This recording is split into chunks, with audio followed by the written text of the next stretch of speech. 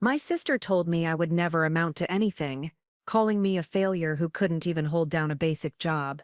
3 years later, her new boss stood up during a company meeting and said those words that changed everything. "Agent Martinez, we need you back." The look on my sister's face when she realized her supposedly unsuccessful sister was the top federal agent her company desperately needed was worth every moment of doubt I had endured. Before we jump back in, tell us where you're tuning from, and if this story touches you, make sure you're subscribed, because tomorrow I've saved something extra special for you. My name is Carmen Martinez, and at 31 years old, I have learned that the people who doubt you the most are often the ones who know you the least, even when they share your blood. The story I am about to tell you is about transformation, vindication, and the power of refusing to accept other people's limitations as your own reality.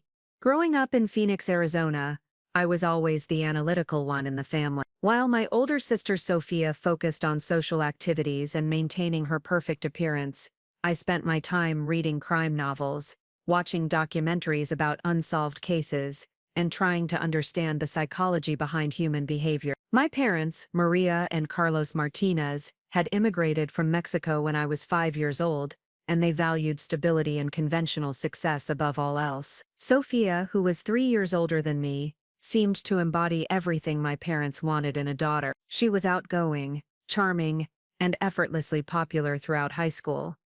She pursued a business degree at Arizona State University and landed what appeared to be a prestigious position at a corporate consulting firm immediately after graduation. My parents beamed with pride whenever they talked about Sophia's achievements, her salary, and her steady climb up the corporate ladder.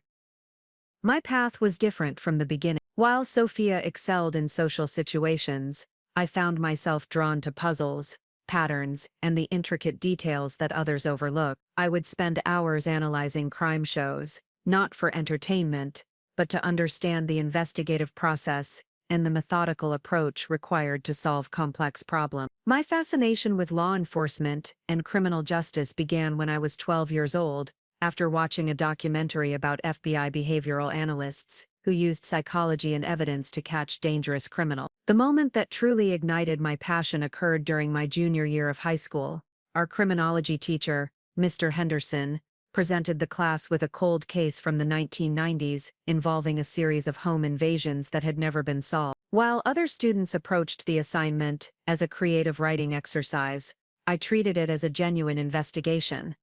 I spent 3 weeks analyzing the case files, mapping the incidents, and identifying patterns that had been overlooked by the original investigator. My analysis revealed that the perpetrator had been targeting homes based on specific demographic criteria and following a geographical pattern that suggested local knowledge of the area. I presented my findings to the class, demonstrating how the crimes were connected by factors that went beyond the obvious physical evidence. Ms. Henderson was impressed enough to share my work with a contact at the Phoenix Police Department, who confirmed that my analysis aligned with theories they had developed but never fully explored. That validation from law enforcement professionals showed me that I possessed analytical capabilities that could contribute to meaningful work in criminal justice. However, my family's reaction was far less encouraging. When I announced my intention to pursue a degree in criminal justice with the goal of becoming a federal agent, my parents expressed concern about the dangers and instability of law enforcement careers. Sophia was particularly dismissive of my aspiration. "Carmen,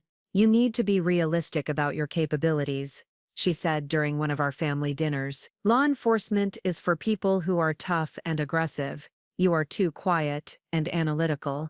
You would be better suited for something in an office where you can use your attention to detail." Her words stung, but they also strengthened my resolve. I had always been underestimated by my family, who saw my quiet nature as a weakness rather than recognizing the depth of observation and analysis that my personality enabled. They failed to understand that the best investigators are not necessarily the most aggressive or outspoken, but rather those who can see patterns, understand human behavior, and remain calm under pressure. I enrolled at Arizona State University with a double major in criminal justice and psychology. Despite my family's reservations, my parents agreed to provide financial support, but they made it clear that they viewed my choice as impractical and potentially unsuccessful. Sophia frequently reminded me that I was wasting my education on a field that would never provide the stability and income that a traditional business career could offer. During my undergraduate years, I threw myself into my studies with the same intensity I had applied to that high school cold case. I maintained a 9 GPA while participating in internships with local law enforcement agencies, volunteering with victim services organizations, and attending every seminar and workshop related to criminal investigation that I could find. My professors recognized my dedication and analytical abilities, often recommending me for special projects and research opportunities. The turning point in my academic career came during my senior year, when I was selected to participate in a federal internship program with the Drug Enforcement Administration. The program was highly competitive, accepting only 12 students nationwide, and it provided hands-on experience with federal law enforcement operations. My selection for this program validated my belief that I possessed the capabilities necessary for federal law enforcement work. The DEA internship introduced me to the world of federal investigations, where cases often involved complex financial crimes, international networks, and sophisticated criminal organizations. I worked alongside experienced agents who taught me about surveillance techniques,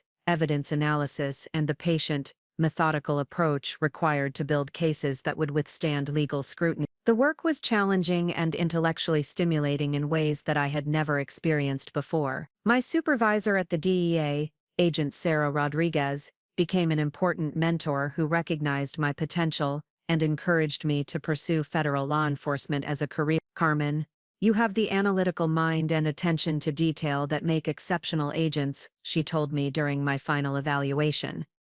"You see connections that others miss, and you have the patience to follow evidence wherever it leads. Those are rare qualities in this field." Agent Rodriguez's encouragement meant more to me than any family support I had received. She represented the professional validation that my family had never provided, and she helped me understand that my analytical nature was not a limitation but rather a valuable asset in federal law enforcement. During my final semester of college, I began the application process for the FBI Academy. The application required extensive background checks, psychological evaluations, physical fitness assessments, and interviews with multiple agents and supervisors. The process was rigorous and time-consuming, but I approached it with the same methodical preparation that had characterized my academic work. My family's reaction to my FBI application was mixed. My parents expressed pride in my academic achievements, but continued to worry about the practical aspects of a law enforcement career. Sophia was more direct in her skepticism,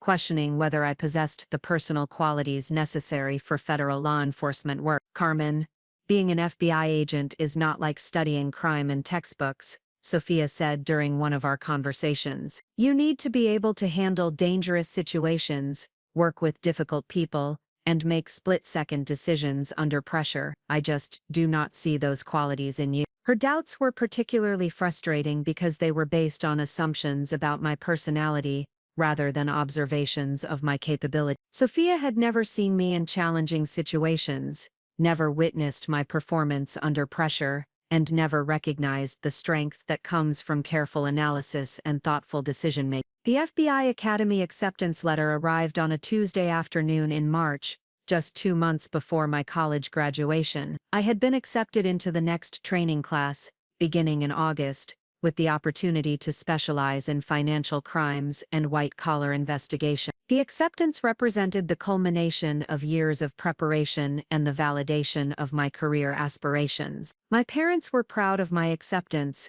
but remained concerned about the challenges ahead. Sophia's reaction was more complex, combining congratulations with continued expressions of doubt about my ability to succeed in such a demanding field. "I hope you know what you are getting into," she said. "Federal law enforcement is not forgiving of people who cannot handle the pressure." The months between graduation and the FBI Academy were filled with physical training, additional study of federal law and procedures, and continued preparation for the challenges ahead. I approached this preparation with the same systematic approach that had served me well throughout my academic career, focusing on building both physical and mental capabilities necessary for success. My acceptance into the FBI Academy represented more than just a career opportunity. It was validation that my analytical abilities, attention to detail, and methodical approach to problem solving were valuable assets that could contribute to meaningful work in federal law enforcement. The Academy would test whether I could transform my academic knowledge into practical skills that would serve the mission of protecting public safety and upholding the law. The foundation I had built through years of dedicated study, practical experience, and mentorship had prepared me for this opportunity. My family's doubts about my capabilities had actually strengthened my determination to prove that success comes in many forms, and that quiet strength and analytical thinking can be just as powerful as more obvious displays of aggression or charisma. As I prepared to leave for the FBI Academy, I reflected on the journey that had brought me to this point. My passion for criminal justice had been ignited by intellectual curiosity and sustained by the belief that I could contribute to something larger than myself. The skepticism I had faced from my family had taught me to rely on my own assessment of my capabilities, rather than accepting others' limitations as my own reality. The FBI Academy would be the next phase of my journey, where I would discover whether my preparation and determination were sufficient to succeed in one of the most challenging and prestigious law enforcement organizations in the world. I was ready to prove that my analytical mind, attention to detail, and methodical approach to problem solving could make me an effective federal agent, regardless of my family's doubts about my potential. Preparing and narrating this story took us a lot of time, so if you are enjoying it, subscribe to our channel. It means a lot to us. Now back to the story.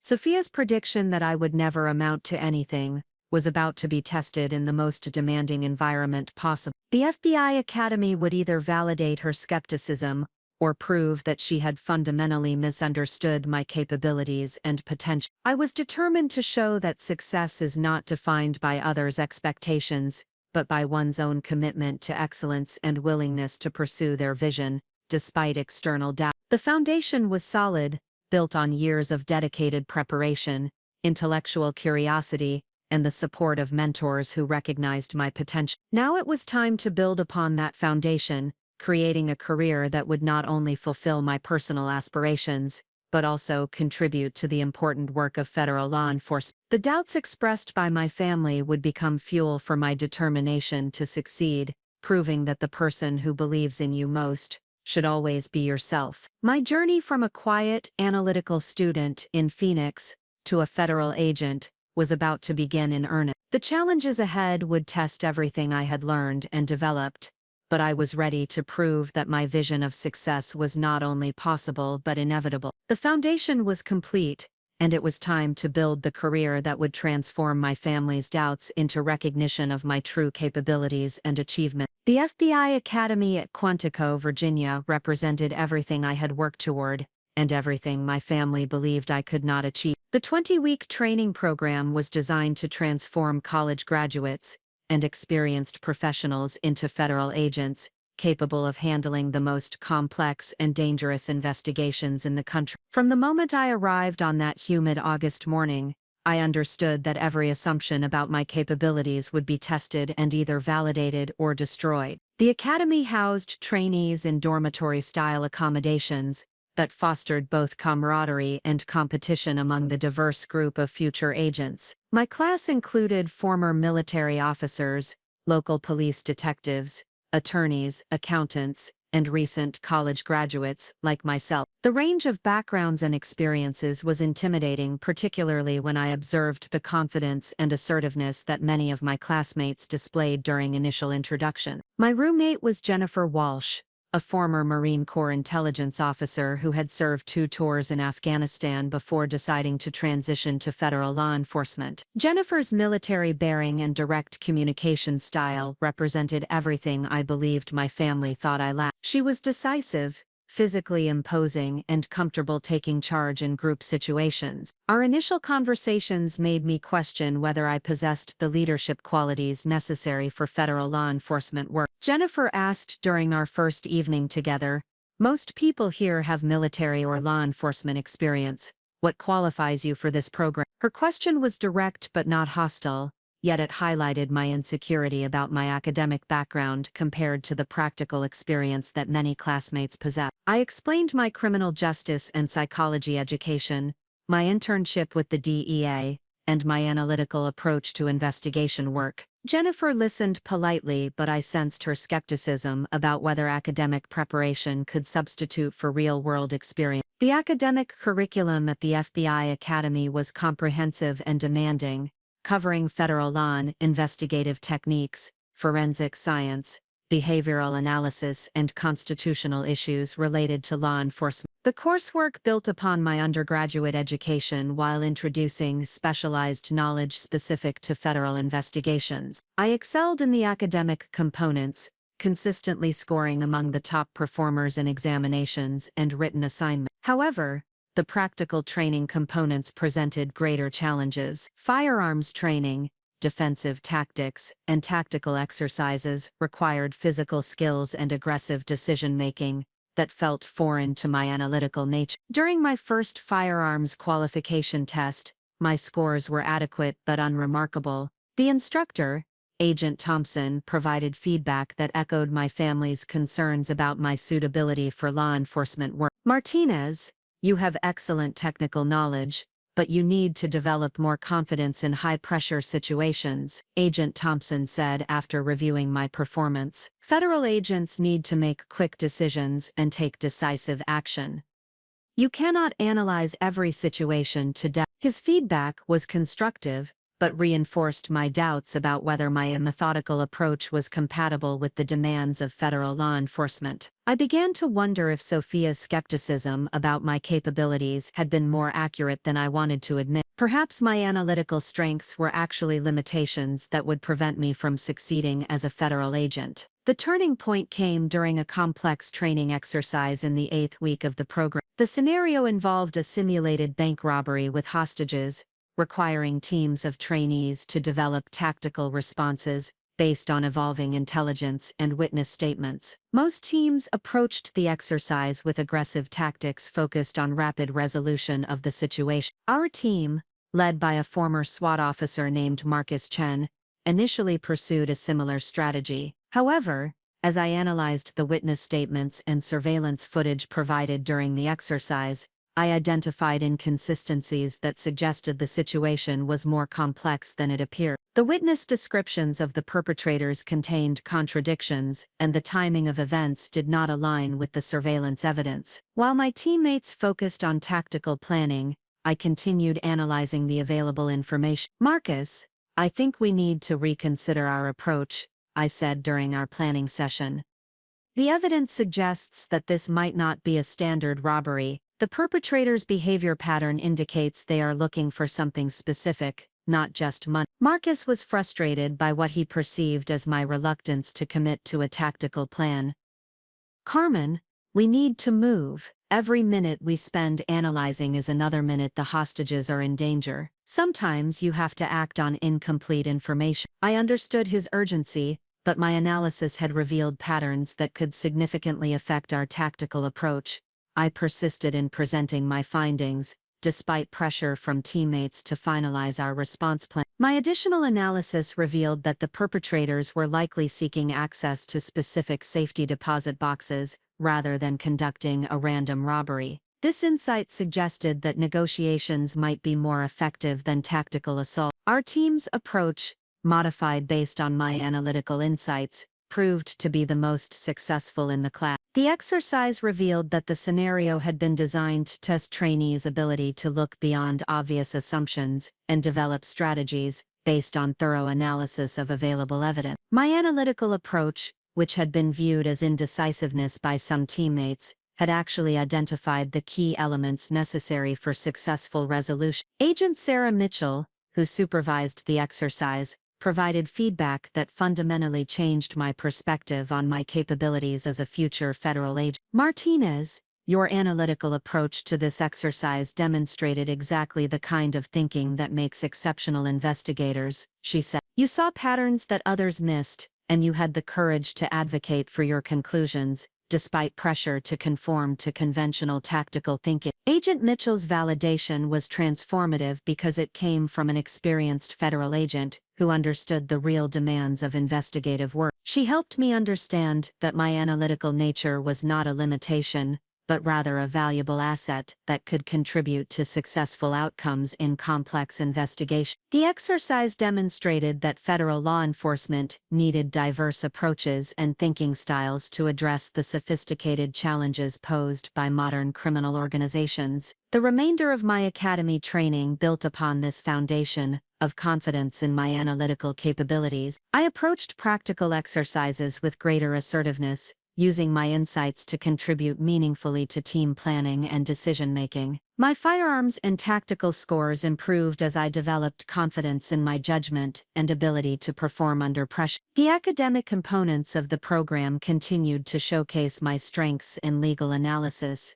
behavioral assessment, and evidence evaluation. I completed a capstone project on financial crime investigation techniques that was selected for presentation at a national law enforcement conference. The project analyzed patterns in complex fraud schemes and developed methodologies for identifying criminal networks through financial transaction analysis. My specialization in financial crimes investigation aligned perfectly with my analytical capabilities and academic background. Financial crimes often involved sophisticated schemes that required patient analysis of complex evidence patterns, exactly the kind of methodical approach that suited my investigative style. The specialization also offered opportunities to work on high-profile cases that could have significant impact on public safety and economic security. The graduation ceremony at the FBI Academy was attended by family members and represented the culmination of 20 weeks of intensive training. My parents made the trip from Phoenix,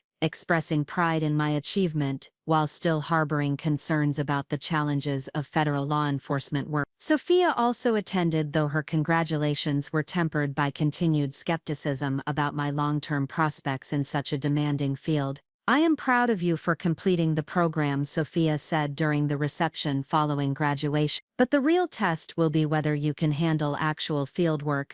Academy training is very different from dealing with real criminals and dangerous situations." Her words stung because they suggested that my academy success had been achieved in a controlled environment that did not reflect the realities of federal law enforcement work. However, I had gained enough confidence in my capabilities to understand that her skepticism reflected her limited understanding of investigative work rather than accurate assessment of my potential. My first assignment was to the FBI field office in Denver, Colorado, where I would work in the Financial Crimes Unit under the supervision of Supervisory Special Agent David Park. Agent Park had 20 years of experience in federal law enforcement and was known for his expertise in complex fraud investigations and his ability to develop new agents. The Denver assignment represented an opportunity to apply my academy training to real investigations while working with experienced professionals who could guide my development. The transition from academy training to operational work required adjustments to both my expectations and my approach to daily responsibility. The pace of real investigations was often slower and more methodical than academy exercises, with cases developing over months or years rather than hours or days. This environment suited my analytical nature and allowed me to contribute meaningfully to ongoing investigations from the beginning of my assignment. My first significant case involved a multi-state mortgage fraud scheme that had caused millions of dollars in losses to financial institutions and individual investors. The investigation required analysis of thousands of documents, identification of patterns in fraudulent loan applications, and coordination with multiple agencies and jurisdictions. The complexity of the case was exactly the kind of challenge that I had prepared for throughout my education and training.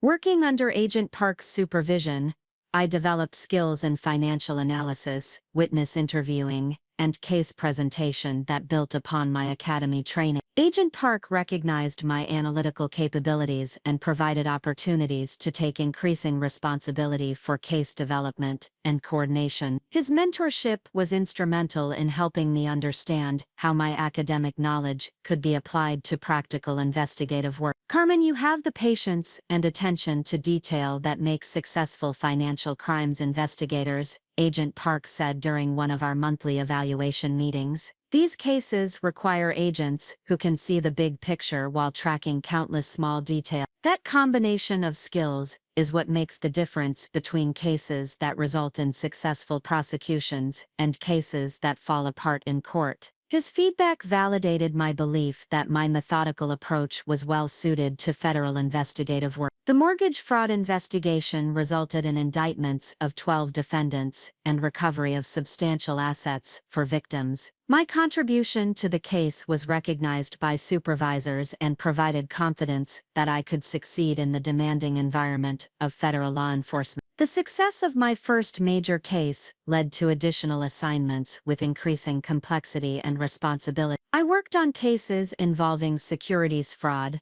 money laundering, and public corruption that required sophisticated analytical techniques and coordination with multiple law enforcement agencies. Each case provided opportunities to develop new skills while building upon the foundation established during my academy training. However, my professional success was accompanied by continued skepticism from my family, particularly Sophia. During family visits to Phoenix, she would question me about the practical aspects of my work and express concerns about the risks and instability of federal law enforcement career. Her comments suggested that she viewed my early success as temporary and expected that I would eventually struggle with the demands of the profession. Carmen, I understand that you have had some success with your cases, Sophia said during one family dinner. But federal law enforcement is a young person's career. Eventually, you will need to think about more stable work that can provide better long-term security. Her persistent doubts were frustrating because they failed to recognize the career development and expertise I was building through my federal law enforcement work. Sophia seemed unable to understand that investigative work could be intellectually challenging and professionally rewarding in ways that conventional business careers might not provide. During my second year in Denver, I was selected for specialized training in cyber financial crimes, an emerging area that combined traditional financial investigation techniques with digital forensics and computer analysis. The training program was highly competitive and provided expertise in investigating crimes that involved cryptocurrency, online fraud, and digital money laundering schemes. The cyber financial crimes specialization aligned perfectly with my analytical capabilities and positioned me for advancement in an area of growing importance to federal law enforcement. The training program was conducted at FBI headquarters in Washington and involved collaboration with agents from other field offices who were developing similar expertise. The specialized training led to my assignment to a joint task force investigating a sophisticated cryptocurrency laundering operation that was facilitating drug trafficking and terrorism financing across multiple countries. The investigation involved coordination with international law enforcement agencies and required expertise in both financial analysis and computer forensics. My role in the international investigation was to analyze cryptocurrency transactions and identify patterns that could reveal the organizational structure of the criminal network. The work required patient analysis of thousands of digital transactions and development of analytical methodologies that had never been used in previous investigations. The international investigation resulted in arrests and asset seizures across 12 countries and disrupted a major criminal network that had been operating for several years. My analytical work was recognized by FBI leadership and international law enforcement partners as instrumental in understanding the criminal organization's structure and financial operation. The success of the international investigation led to opportunities for additional specialized assignments and recognition within the FBI's financial crimes program. After 3 years in Denver, I was selected for promotion to a supervisory role and assignment to the FBI field office in Los Angeles, where I would lead a team of agents investigating complex financial crimes in one of the country's most challenging jurisdictions. The promotion to supervisory special agent represented validation that my analytical approach and methodical investigative style were valued by FBI leadership. The Los Angeles assignment would provide opportunities to work on high-profile cases, while developing leadership skills necessary for advancement within federal law enforcement. As I prepared for the transition to Los Angeles, Angeles, I reflected on the journey from FBI Academy graduation to supervisory promotion. The foundation established during my academy training had supported steady professional growth and increasing recognition for my investigative capability. My analytical nature, which had been viewed as a potential limitation by family members, had proven to be a valuable asset that contributed to successful outcomes in complex investigations. The skepticism expressed by Sophia and other family members had been consistently contradicted by my professional achievements and recognition from experienced federal agents and supervisors. My success demonstrated that federal law enforcement offered opportunities for diverse thinking styles and approaches, not just the aggressive and assertive personalities that were often associated with law enforcement work. The promotion to Los Angeles represented the beginning of a new phase in my career that would test my leadership abilities and provide opportunities to mentor new agents facing similar challenges to those I had encountered. The foundation built through academy training and early case experience had prepared me for increasing responsibilities and the opportunity to contribute to the FBI's mission at a higher level. The Los Angeles FBI field office represented one of the most complex and challenging assignments in federal law enforcement, with jurisdiction over a metropolitan area containing more than 13 million people and some of the most sophisticated criminal organizations in the country. My promotion to supervisory special agent in the Financial Crimes Unit positioned me to lead investigations that would test every skill I had developed during my 5 years with the Bureau. The transition to supervisory responsibilities required fundamental changes in my approach to investigative work. Rather than focusing primarily on individual case analysis, I now needed to coordinate multiple investigations simultaneously, manage a team of experienced agents, and ensure that our unit's operations aligned with broader FBI priorities and resource allocations. The leadership challenges were significant, particularly given my relatively young age and limited experience, compared to some of the agents I would be supervising. My team consisted of 8 special agents, with diverse backgrounds and varying levels of experience in financial crimes investigation. The senior member was Agent Robert Chen, who had 15 years of experience with the Bureau and had worked complex fraud cases throughout California. Agent Chen's expertise was valuable, but his initial skepticism about my supervisory appointment was evident during our first team meeting. "I understand you have strong analytical skills," Agent Chen said during our initial one-on-one meeting.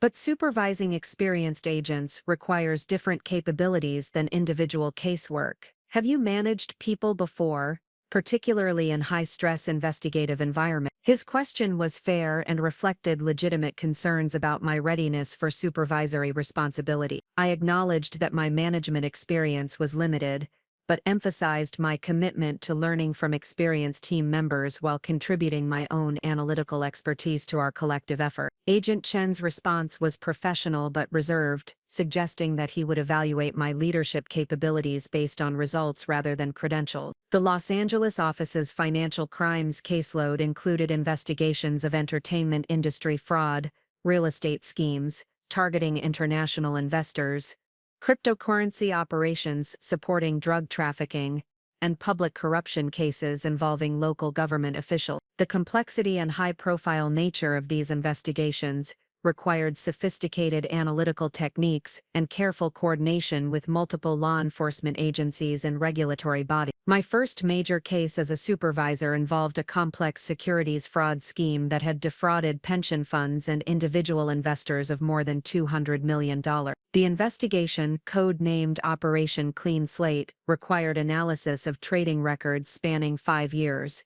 coordination with the Securities and Exchange Commission, and development of evidence that could support prosecutions in multiple jurisdictions. The analytical challenges of Operation Clean Slate were exactly the kind of complex problem that suited my investigative approach. However, the supervisory responsibilities required me to delegate analytical tasks while maintaining oversight of the investigation's direction and ensuring that all team members contributed effectively to the case development. This balance between hands-on analysis and management oversight proved more difficult than I had anticipated. Agent Chen was assigned as the case agent for Operation Clean Slate, and his experience with securities fraud investigations was essential for understanding the technical aspects of the scheme. However, my analytical review of the evidence revealed patterns that suggested the fraud was more extensive than initially suspected, involving additional companies and potentially international money laundering operations. Robert, the trading patterns indicate that this scheme extends beyond the companies we have been investigating,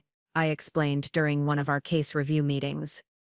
The timing and volume of transactions suggest coordination with offshore entities that we have not yet identified. Agent Chen was initially skeptical of my analysis, arguing that expanding the investigation would require additional resources and could delay prosecution of the defendants we had already identified. His concerns were valid from an operational perspective, but my analytical work indicated that limiting the investigation would miss significant aspects of the criminal organization and potentially allow other perpetrators to escape accountability. The tension between thorough analysis and operational efficiency represented a fundamental challenge in supervisory work. I needed to balance my desire for comprehensive investigation with practical considerations of resource allocation and prosecutorial timeline. The decision required consultation with FBI leadership and coordination with federal prosecutors, who would ultimately handle the case in court. After presenting my analytical findings to the assistant special agent in charge, we received authorization to expand the Operation Clean Slate investigation to include the international components I had identified. The expanded investigation required coordination with financial intelligence units in 3 countries and development of evidence that met legal standards in multiple jurisdictions. The international expansion of Operation Clean Slate validated my analytical approach and demonstrated the value of thorough evidence analysis in complex financial crimes investigation. The expanded investigation ultimately resulted in charges against 23 defendants across 4 countries and recovery of assets exceeding $300 million. The case became one of the largest securities fraud prosecutions in the Central District of California and received significant attention from financial industry regulators and law enforcement agencies worldwide. Agent Chen's perspective on my supervisory capabilities changed significantly during the Operation Clean Slate investigation. He observed how my analytical insights had identified crucial evidence that other investigators had missed, and he appreciated my willingness to advocate for thorough investigation despite operational pressures to conclude the case more quickly. I was wrong about your readiness for supervisory responsibilities, Agent Chen admitted during our post-case evaluation meeting. Your analytical approach identified aspects of this scheme that would have been missed if we had pursued a more conventional investigation. You have the courage to push for thorough analysis even when it creates additional complexity. His acknowledgement was particularly meaningful because it came from an experienced agent whose initial skepticism had been based on legitimate concerns about my management experience. The validation from Agent Chen helped establish my credibility with other team members and demonstrated that my analytical approach could contribute to successful outcomes in complex supervisory situations. The success of Operation Clean Slate led to additional high-profile case assignments and recognition from FBI headquarters for innovative investigative techniques. I was invited to present our analytical methodologies at the FBI's annual Financial Crimes Conference,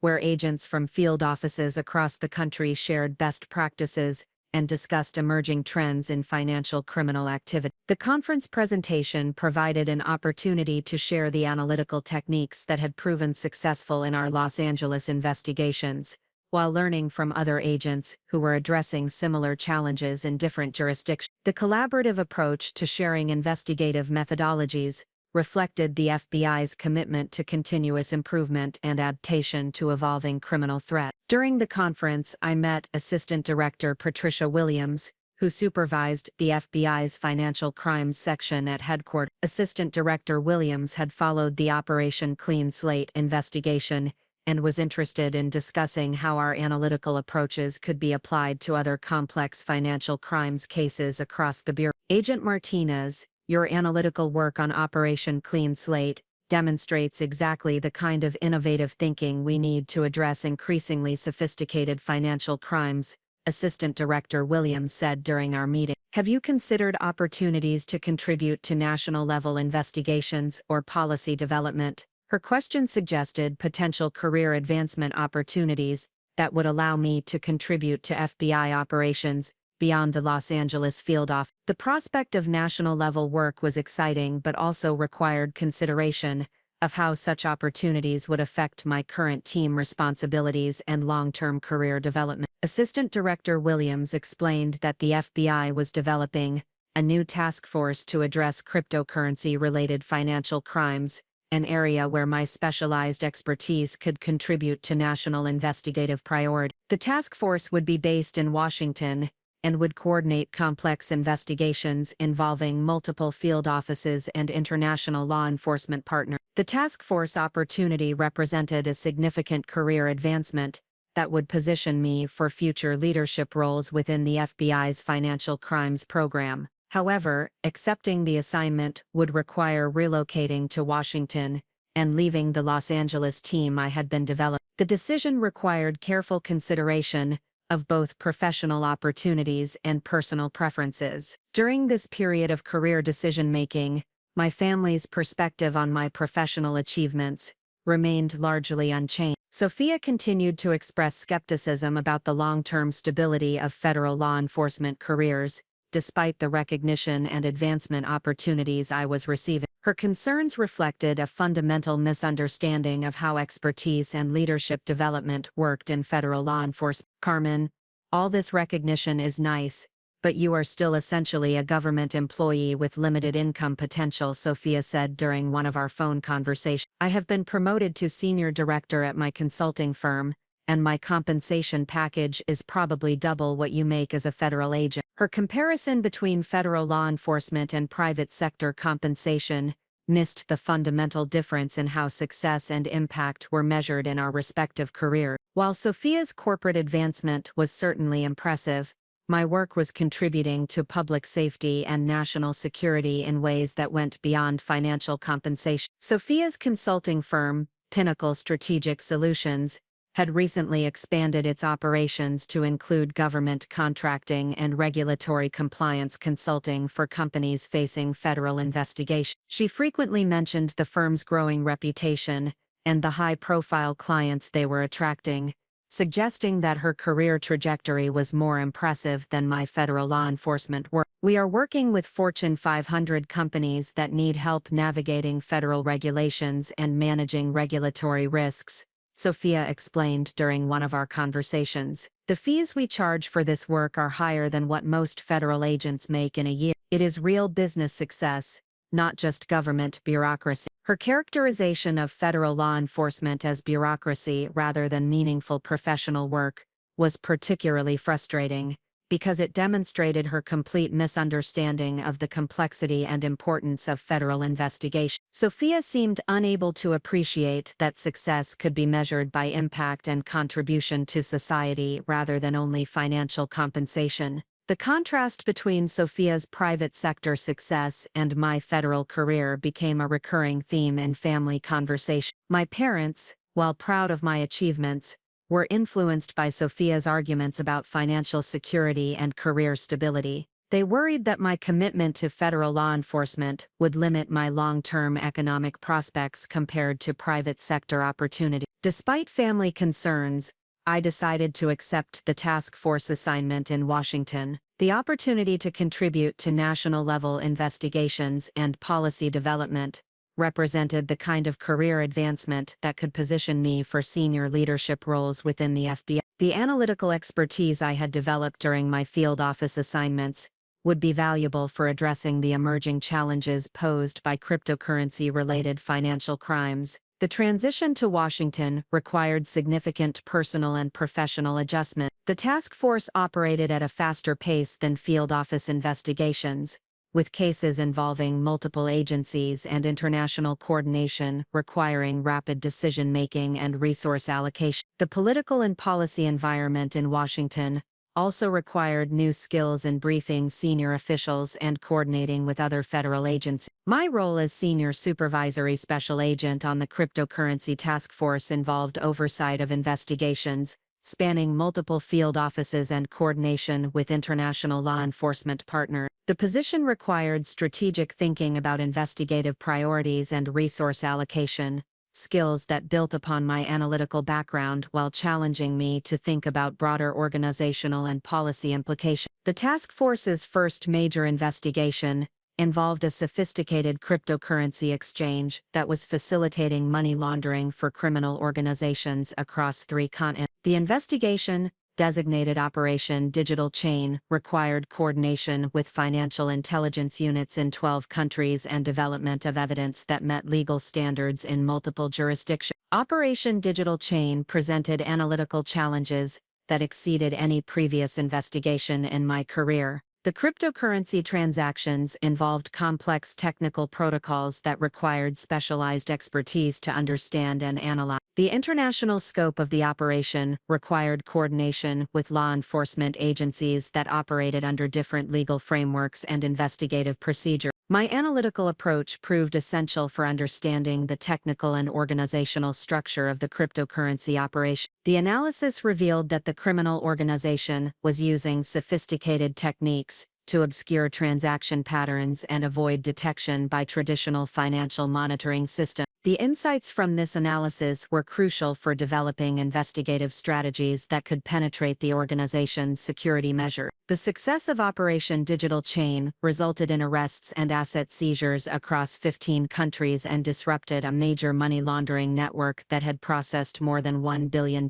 in criminal proceeds. The case established new precedents for international cooperation in cryptocurrency investigations and demonstrated the effectiveness of analytical approaches to complex technical crime. Assistant Director Williams recognized my contribution to Operation Digital Chain and recommended me for the FBI's Executive Development Program, a competitive leadership training initiative that prepared agents for senior executive positions within the Bureau. The recommendation represented recognition that my analytical expertise and leadership capabilities positioned me for advancement to the senior executive service. Agent Martinez, your work on Operation Digital Chain demonstrates the strategic thinking and analytical capabilities that we need in senior FBI leadership, Assistant Director Williams explained during my performance evaluation. The Executive Development Program will prepare you for positions where you can influence national law enforcement policy and contribute to the FBI's strategic direction. The Executive Development Program represented the culmination of 8 years of career development and validation that my analytical approach to investigation had prepared me for senior leadership responsibility. The program would provide training in organizational management,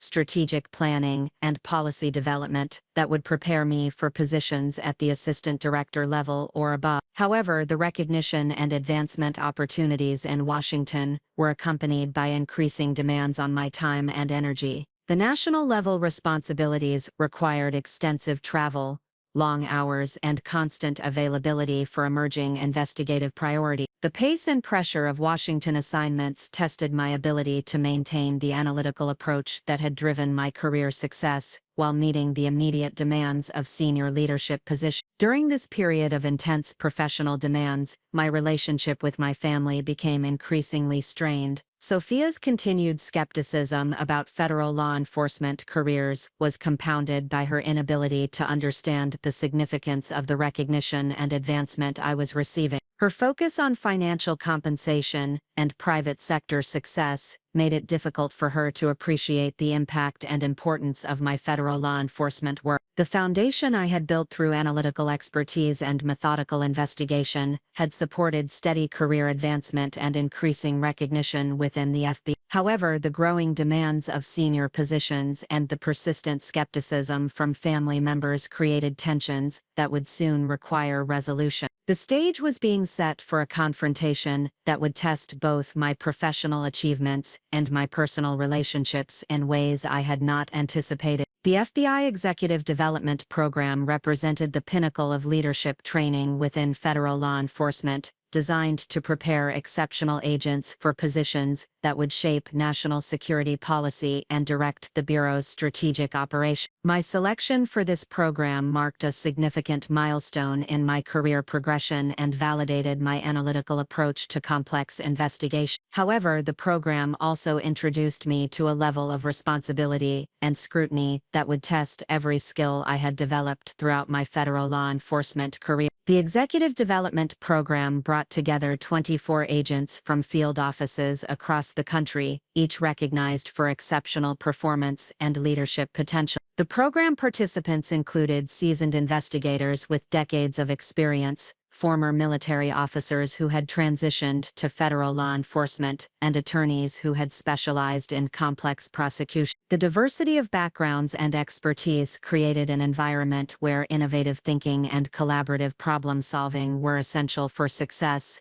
The curriculum addressed strategic leadership challenges that senior FBI executives faced in an increasingly complex global security environment. Participants studied organizational management theory, international law enforcement cooperation, congressional oversight processes, and the intersection between national security investigations and domestic law enforcement operations. The academic components were supplemented by practical exercises that simulated crisis decision-making and resource allocation under extreme pressure. My analytical background proved valuable for understanding the strategic implications of policy decisions and resource allocation choice. However, the program also required development of skills in political communication, media relations, and stakeholder management that extended beyond traditional investigative work. These capabilities were essential for senior executives who needed to coordinate with other federal agencies, brief congressional committees, and maintain public confidence in FBI operations. The program's capstone project required participants to develop comprehensive strategic plans for addressing emerging threats to national security and public safety. My project focused on the evolving landscape of financial crimes involving emerging technologies, including artificial intelligence applications and fraud schemes, blockchain-based money laundering operations, and cybercrime targeting critical infrastructure through financial system disruption. The research for my capstone project revealed disturbing trends in financial crime sophistication that posed significant challenges for traditional law enforcement approaches. Criminal organizations were increasingly using artificial intelligence to automate fraud schemes, making detection more difficult through volume and speed of operation. Cryptocurrency technologies were enabling money laundering operations that could process criminal proceeds across multiple jurisdictions with minimal risk of detection. Most concerning were emerging threats involving the intersection of cybercrime and financial system security. Criminal organizations were developing capabilities to target financial institutions and payment processors with attacks designed to cause systemic disruptions rather than simply stealing funds. These attacks had the potential to undermine public confidence in financial institutions and cause economic damage that extended far beyond direct financial losses. My strategic plan proposed the establishment of a new FBI division focused specifically on technology-enabled financial crimes, with specialized units addressing artificial intelligence applications, blockchain investigations, and financial system security threats. The proposal included recommendations for enhanced cooperation with private sector financial institutions, expanded international law enforcement partnerships, and development of technical capabilities that could match the sophistication of emerging criminal threats. The presentation of my capstone project to senior FBI leadership generated significant interest and discussion about the feasibility and resource requirements for implementing such an organizational expansion. Assistant Director Williams, who had followed my career development since the Los Angeles assignment, served as one of the project evaluators and provided feedback that would influence my future assignments within the Bureau. Agent Martinez, your strategic analysis of emerging financial crime threats demonstrates the kind of forward-thinking approach we need in senior FBI leadership. Assistant Director Williams commented during the project evaluation. Your recommendations address genuine gaps in our current capabilities and provide a roadmap for organizational adaptation to evolving threats. The completion of the executive development program positioned me for assignment to senior leadership roles within the FBI's operational division. However, the timing of my program completion coincided with a major organizational restructuring that would create new opportunities for implementing innovative approaches to complex investigation. The FBI director had announced the establishment of the National Financial Crime Center, a new division that would consolidate financial crime investigations across multiple operational units and coordinate with international law enforcement partners on complex transnational cases. The new division would require senior executives with expertise in financial investigations and the analytical capabilities necessary for addressing sophisticated criminal organizations. My selection as Deputy Assistant Director for the National Financial Crime Center represented the culmination of my career development and validation that my analytical approach to investigation had prepared me for senior executive responsibility. The position would involve oversight of financial crime investigations across all FBI field offices, coordination with other federal agencies on joint operations, and development of policy recommendations for addressing emerging threats. The transition to senior executive responsibilities required fundamental changes in my approach to professional work. Rather than focusing on individual investigations or even regional operations, I now needed to think strategically about national law enforcement priorities and resource allocation across multiple operational areas. The analytical skills that had driven my career success would be applied to organizational management and strategic planning, rather than specific case development. The National Financial Crime Center's initial operations focused on 3 priority areas that aligned with the strategic plan I had developed during the Executive Development Program.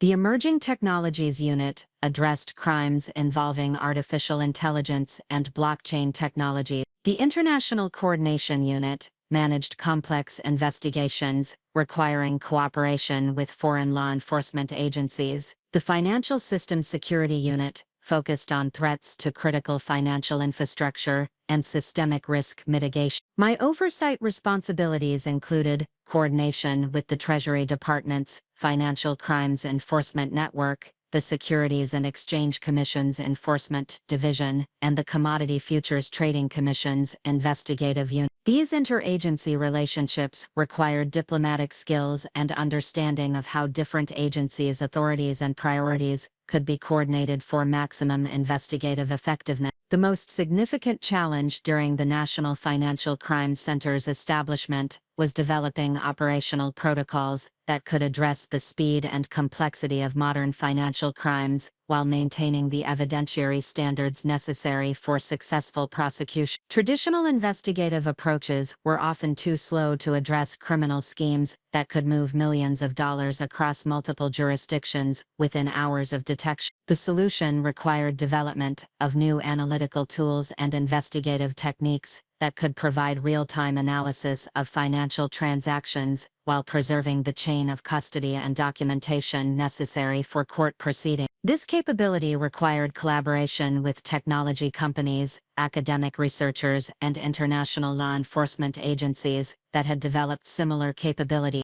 The National Financial Crime Center's first major operation involved a sophisticated money laundering network that was processing proceeds from ransomware attacks against critical infrastructure targets. The investigation, designated Operation Cyber Clean, required coordination with field offices in 12 states and law enforcement agencies in 8 countries. The complexity of the case tested every aspect of the center's operational capabilities and interagency coordination protocol. My role in Operation CyberClean involved strategic oversight of the investigation's direction and coordination with senior officials from partner agencies. The analytical work that had characterized my earlier career was now supplemented by responsibilities for resource allocation, personnel management, and policy coordination that required different skills and perspective. The investigation revealed that the ransomware money laundering network was far more sophisticated than initially suspected, with connections to state-sponsored cybercrime operations and traditional organized crime groups. The criminal organization was using advanced artificial intelligence to automate money laundering operations and blockchain technologies to obscure transaction patterns across multiple cryptocurrency exchanges. Operation Cyberclean resulted in arrests and asset seizures across 3 continents and disrupted a criminal network that had processed more than $2 billion in ransomware proceeds.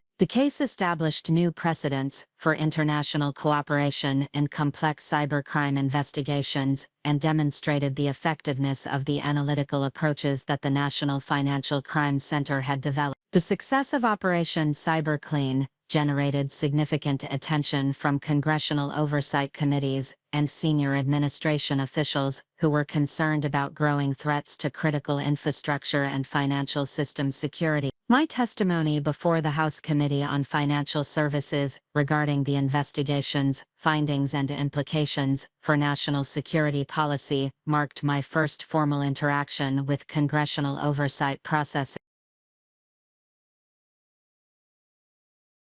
The congressional testimony required careful preparation and consultation with FBI legislative affairs specialists who understood the political dynamics and policy implications of discussing ongoing investigative capabilities in public forums. The challenge was providing sufficient information to support informed policy discussions while protecting operational security and ongoing investigative efforts. During this period of increasing professional recognition and responsibility, my personal relationships continued to reflect the tension between my federal law enforcement career and my family's expectations for conventional success. Sophia's consulting firm had continued to expand its operations and was increasingly involved in regulatory compliance work for companies facing federal investigations. Sophia's professional success had validated her belief that private sector careers offered greater financial rewards and stability than federal law enforcement work. Her compensation package now exceeded $200,000 annually,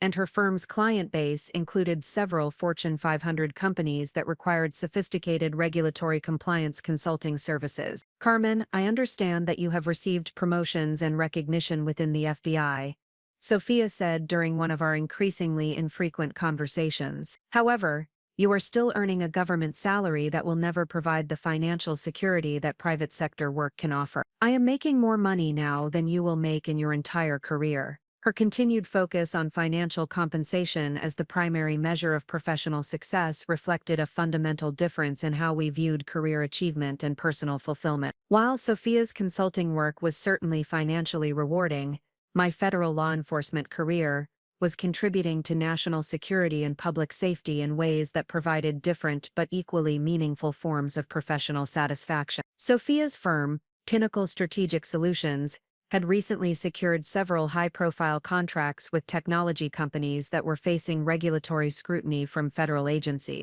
The firm's expertise in navigating federal compliance requirements and managing regulatory investigations had become increasingly valuable as government oversight of technology companies intensified. We are working with companies that are dealing with complex federal investigations and regulatory challenges, Sophia explained during one conversation. The fees we charge for this work reflect the high-stakes nature of the issues and the specialized expertise required to achieve successful outcome. Her description of Pinnacle Strategic Solutions work suggested that the firm was operating at the intersection of corporate compliance and federal law enforcement, providing services that required understanding of how federal investigations operated and how companies could manage regulatory risks effectively.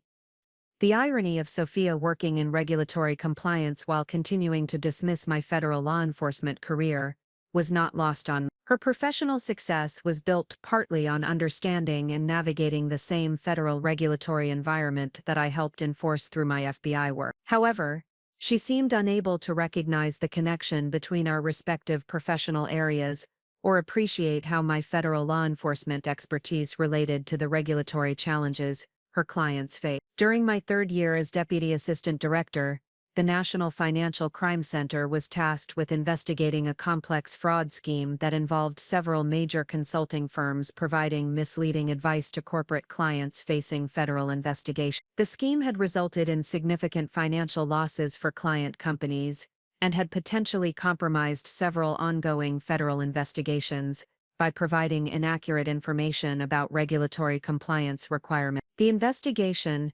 designated Operation Clean Advice, required careful coordination with other federal agencies and presented sensitive challenges related to attorney-client privilege and consultant-client relationship. The criminal scheme involved consultants who were misrepresenting their expertise and providing advice that actually increased their clients' legal exposure, rather than reducing regulatory risk. My oversight of Operation Clean Advice required balancing the investigative imperatives of pursuing criminal violations with the policy implications of investigating the consulting industry's regulatory compliance practice. The case had the potential to establish important precedents for how federal agencies would address misconduct by consultants who provided services to companies facing federal investigation. The analytical work required for Operation Clean Advice was among the most complex of my career, involving review of thousands of consulting contracts, client communications, and regulatory filings to identify patterns of misconduct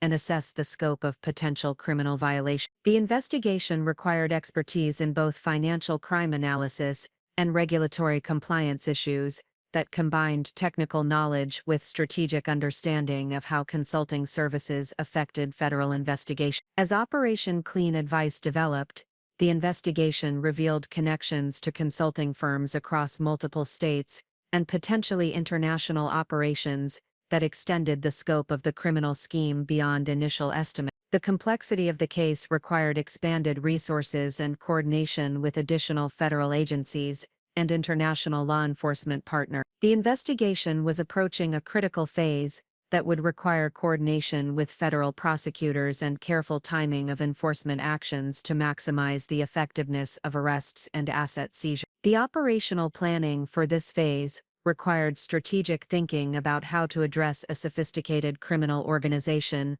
while minimizing disruption to legitimate consulting services and ongoing regulatory compliance efforts. However, I was unaware that the next phase of Operation Clean Advice would intersect with my personal life in ways that would test both my professional capabilities and my family relationship. The investigation was about to reveal connections that would challenge everything I believed about the separation between my federal law enforcement career and my family's private sector success. The foundation I had built through analytical expertise and strategic leadership had prepared me for complex investigations and senior executive responsibility. However, the emerging developments in Operation Clean Advice would require navigating ethical challenges and personal conflicts that extended beyond any previous professional experience. The stage was being set for a confrontation that would test my commitment to federal law enforcement principles while potentially affecting my most important personal relationship. Operation Clean Advice had evolved from a targeted investigation into consulting firm misconduct to a comprehensive examination of systemic fraud within the regulatory compliance industry. The scope and complexity of the criminal scheme exceeded initial projections, revealing a network of consulting firms that had systematically misrepresented their expertise while providing ineffective or counterproductive advice to corporate clients facing federal investigation. The analytical work required for this investigation demanded the most sophisticated techniques I had developed throughout my career. The criminal organization had created elaborate documentation systems designed to obscure their lack of genuine expertise, while maintaining the appearance of legitimate consulting service. Understanding the full scope of their operations required analysis of financial records, client communications, regulatory filings, and expert testimony that spanned multiple industries and jurisdictions. The National Financial Crime Center had assembled a specialized task force to address the complexities of Operation Clean Advice, drawing expertise from agents with backgrounds in financial fraud, regulatory compliance, and corporate investigation. The task force included Senior Special Agent Michael Torres, whose experience with complex fraud schemes had proven invaluable for understanding the sophisticated deception techniques employed by the criminal organization. Agent Torres had identified patterns in the consulting contracts that suggested systematic coordination between multiple firms in different geographic regions. The criminal organization appeared to be operating as a network rather than independent entities, sharing client information and coordinating their fraudulent advisory services to maximize revenue while minimizing the risk of detection by regulatory authorities. Deputy Assistant Director Martinez, the evidence suggests that this network has been operating for at least 5 years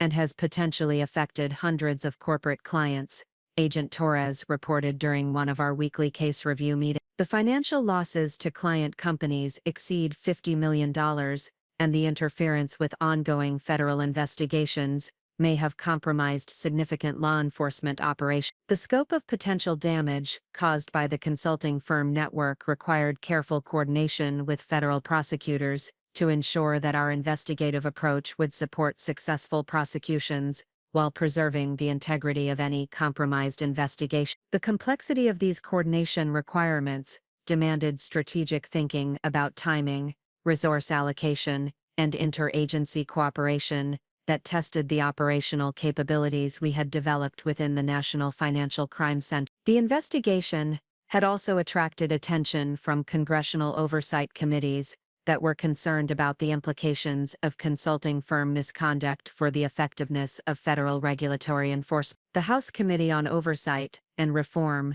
had requested briefings on our investigative findings and their potential impact on ongoing regulatory compliance efforts across multiple industries. My preparation for congressional briefings required collaboration with FBI legislative affairs specialists and senior Department of Justice officials who understood the political implications of discussing ongoing investigations in congressional forum. The challenge involved providing sufficient information to support informed policy discussions while protecting operational security and the integrity of prosecutorial process. The congressional briefings revealed significant interest in how consulting firm misconduct might have affected the effectiveness of federal enforcement actions, and whether additional regulatory oversight of the consulting industry might be necessary to prevent similar schemes in the future. These policy discussions had implications that extended beyond the specific criminal case to broader questions about regulatory compliance, industry standards, and oversight mechanisms. During the 4th month of Operation Clean Advice,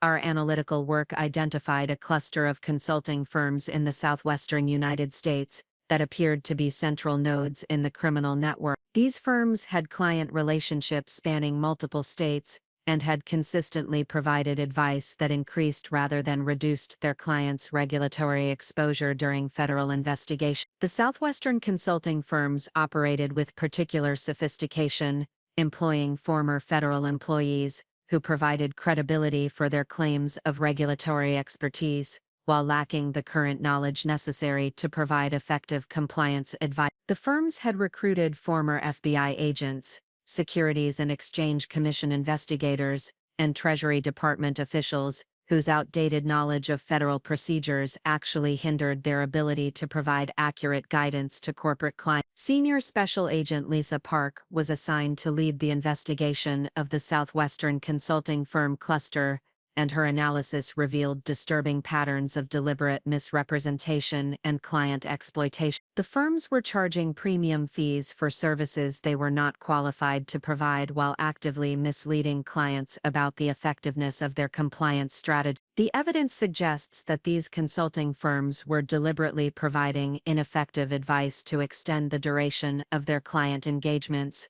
Agent Park reported during our case coordination meeting. They would recommend compliance approaches that they knew would be insufficient, then charge additional fees to address the problems they had created.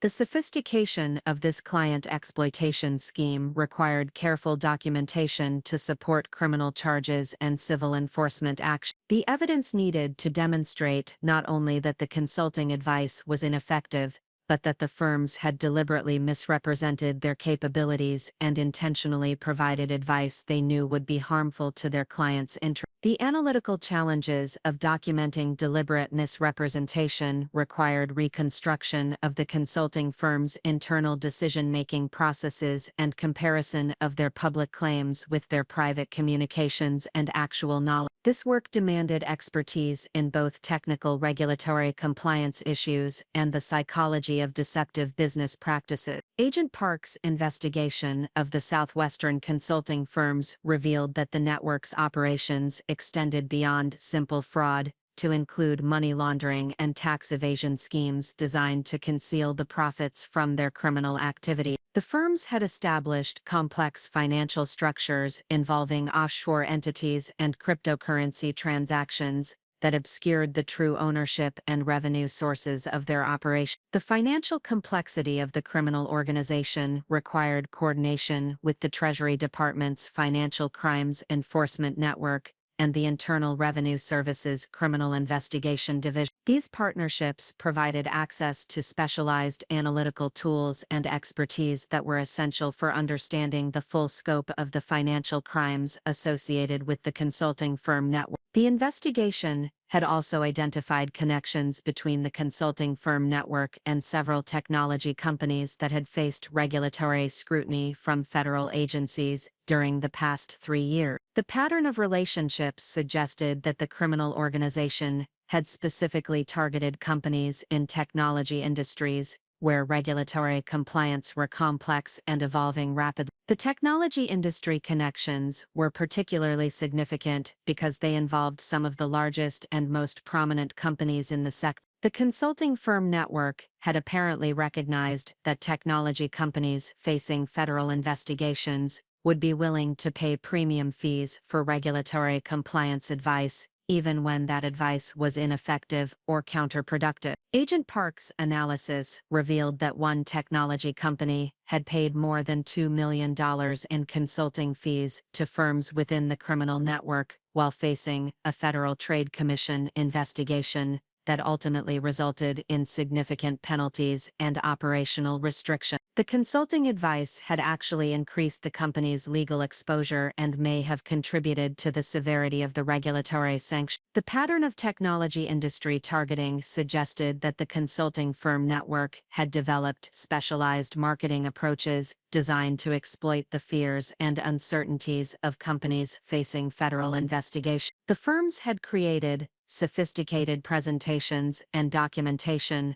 that gave the appearance of deep regulatory expertise while concealing their lack of current knowledge and effective compliance capability. During the 6th month of Operation Clean Advice, our investigation identified a particularly sophisticated consulting firm operating in Phoenix, Arizona, that appeared to be one of the primary coordination points for the criminal network's Southwestern operation. The firms identified as Pinnacle Strategic Solutions had client relationships with multiple Fortune 500 companies and had consistently charged premium fees for regulatory compliance services. The identification of Pinnacle Strategic Solutions as a target of our investigation created unexpected personal complications that required careful consideration of ethical responsibilities and potential conflicts of interest. The firm's name was familiar to me through family conversations, and I realized that this might be the consulting company where my sister Sophia worked as a senior director. The potential connection between my sister's employer and our federal investigation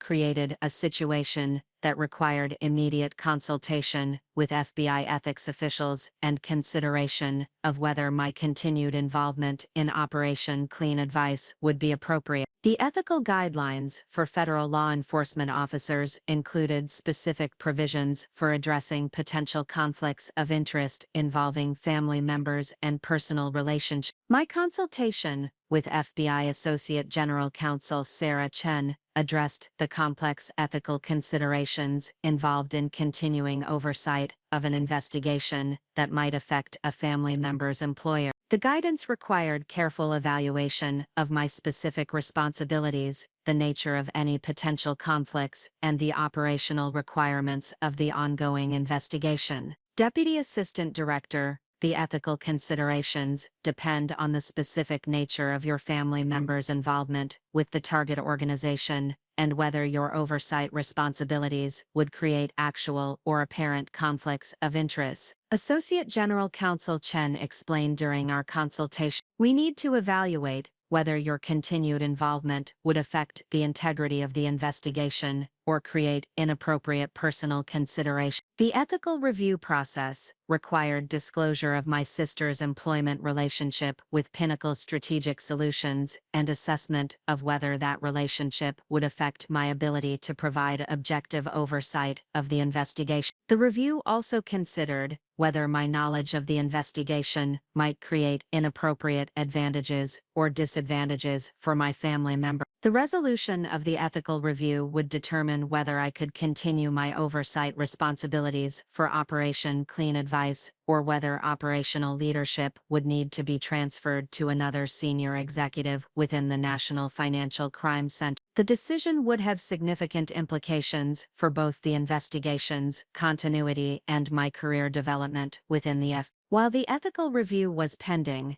I maintained strict confidentiality about the investigation and avoided any discussions with family members that might compromise operational security or create inappropriate disclosure of investigative information. The situation required careful management of both professional responsibilities and personal relationships during a period of significant uncertainty. The ethical review also considered the broader implications of the potential conflict for the operation's effectiveness and public confidence in federal law enforcement. The FBI's reputation for integrity and objectivity depended on rigorous adherence to ethical standards, particularly in high-profile investigations involving prominent organizations and individuals. The complexity of the ethical considerations reflected the sophisticated nature of the criminal organization under investigation and the extensive connections between the consulting firm network and legitimate business organizations. The case demonstrated how financial crimes could create complex webs of relationships that extended beyond the immediate criminal actors to affect innocent parties and create unexpected complications for law enforcement operations. During the ethical review period,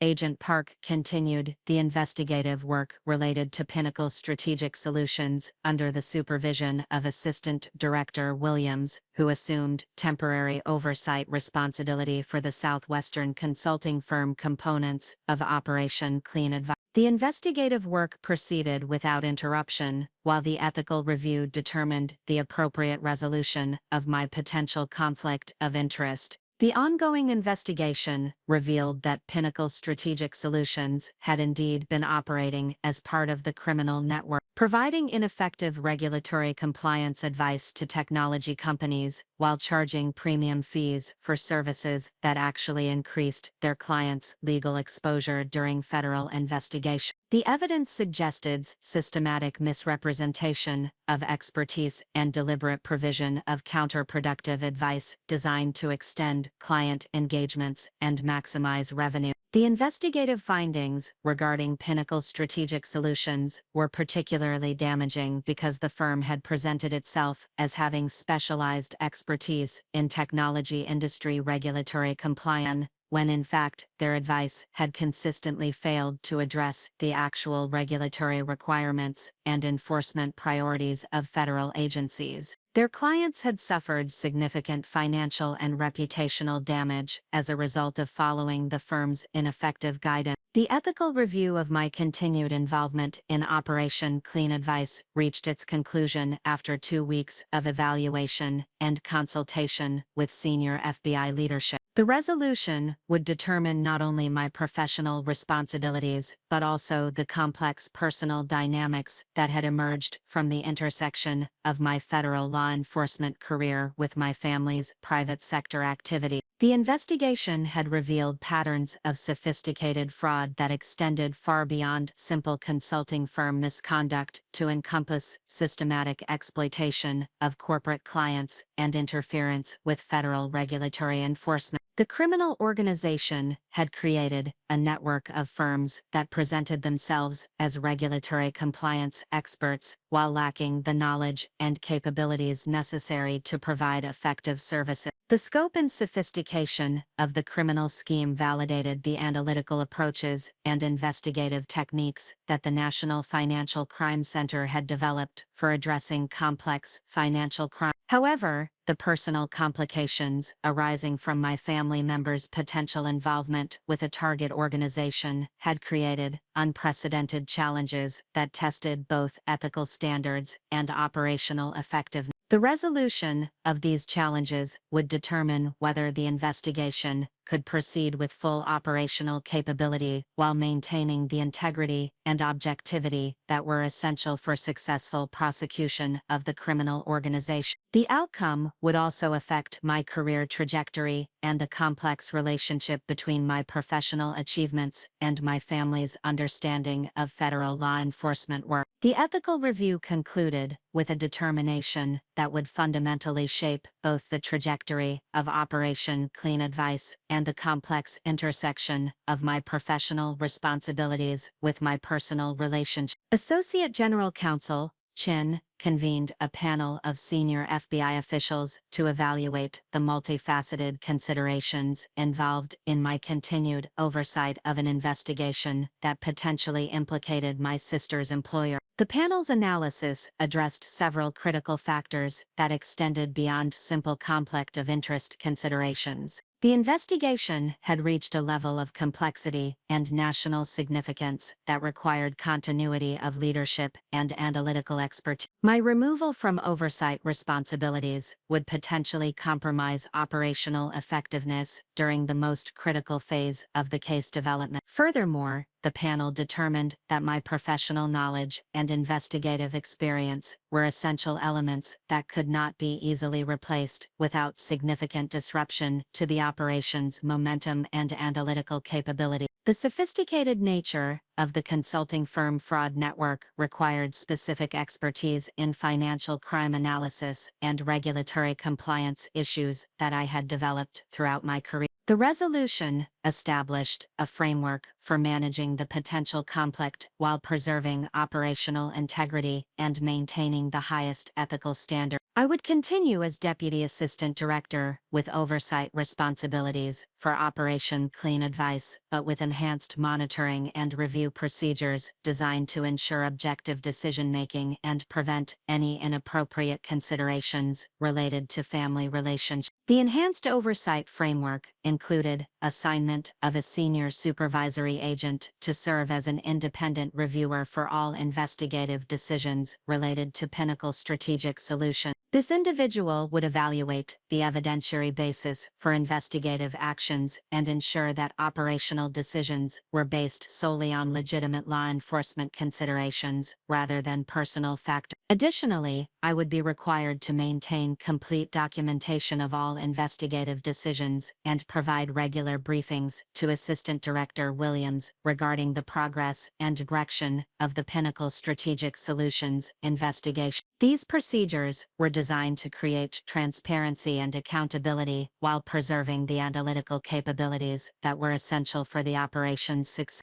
The ethical framework also established strict protocols for managing information security and preventing any inadvertent disclosure of investigative details that might compromise operational effectiveness or create inappropriate advantages for individuals associated with target organizations. These protocols required careful separation of my professional responsibilities from any personal communications or relationships. Associate General Counsel Chen emphasized that the framework represented an exceptional accommodation based on the unique circumstances of the investigation and the critical importance of maintaining operational continuity during a complex federal case. The arrangement would be subject to ongoing review and could be modified if circumstances changed or additional complications emerged. Deputy Assistant Director Martinez This framework allows you to continue your essential leadership role while ensuring that the investigation maintains the highest standards of integrity and objectivity, Associate General Counsel Chen explained during the final briefing. However, your adherence to these protocols will be closely monitored, and any indication of compromised judgment or inappropriate considerations will require immediate reassessment of your continued involvement. The resolution of the ethical review enabled the investigation to proceed with full operational capability while addressing the complex personal dimensions that had emerged. The enhanced oversight procedures actually strengthened the investigative framework by creating additional layers of review and accountability that would support successful prosecution of the criminal organization. Agent Park's investigation of Pinnacle Strategic Solutions accelerated following the ethical review resolution, with expanded resources and analytical capabilities directed toward documenting the firm's role within the broader criminal network. The evidence had continued to accumulate during the review period, reviewing increasingly sophisticated patterns of client exploitation and regulatory compliance fraud. The analytical work revealed that Pinnacle Strategic Solutions had developed particularly elaborate deception techniques designed to exploit the complex regulatory environment facing technology companies. The firm had created detailed presentations and documentation that gave the appearance of deep expertise in federal regulatory requirements while concealing fundamental gaps in their knowledge and capability. The firm's marketing materials included testimonials from purported clients and references to successful regulatory compliance outcomes that could not be verified through independent investigation. Agent Park's analysis suggested that many of these claims were fabricated or significantly exaggerated to enhance the firm's credibility with prospective clients. More damaging was evidence that Pinnacle Strategic Solutions had deliberately misrepresented the regulatory requirements and enforcement priorities of federal agencies to clients facing investigation. The firm had provided advice that was not only ineffective but actually counterproductive, increasing their clients' legal exposure while extending the duration and cost of compliance effort. Agent Park documented multiple instances where Pinnacle Strategic Solutions had advised clients to adopt compliance strategies that directly contradicted established federal regulatory guidance and enforcement practices. These recommendations had resulted in prolonged investigations, increased penalties, and additional regulatory scrutiny that could have been avoided through competent compliance advice.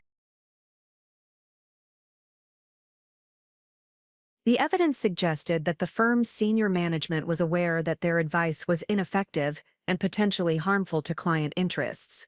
Internal communications revealed discussions about maximizing revenue from client engagements by recommending complex and time-consuming compliance procedures that were unnecessary for addressing the actual regulatory concerns. The financial analysis of Pinnacle Strategic Solutions revealed revenue patterns that supported allegations of systematic client exploitation. The firm had charged premium fees for regulatory compliance services while providing advice that consistently failed to achieve the promised outcomes. The disparity between fees charged and value delivered suggested deliberate fraud rather than simple incompetence.